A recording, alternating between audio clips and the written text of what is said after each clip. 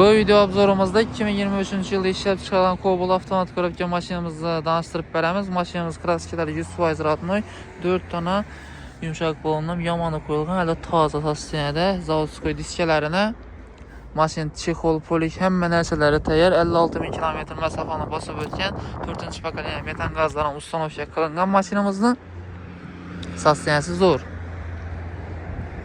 Sizlarni qiziqtiradigan bo'lsa bemalol kelaverasizlar. Mashinamiz avtosel salonimizda sotib o'tdi. Kredit, barter hamma variantlarimiz bor mashinamizda. O'zim bahasini yig'adigan bo'lsak, 133 million so'm aytib beramiz. Sosteniyasiga nisbatan zo'r. 120, 115, 110 millionlik 23-yil splashtnoy kraska 500-600 ming yurgan mashina emas. Narxiga nisbatan, sosteniyasiga nisbatan narxi zo'r, xullas. Like bosib, yaqinlarga jo'natib qo'yasizlar. Kredit olaman desizlar 10 million bilan yangilanma ishni bitirib beramiz.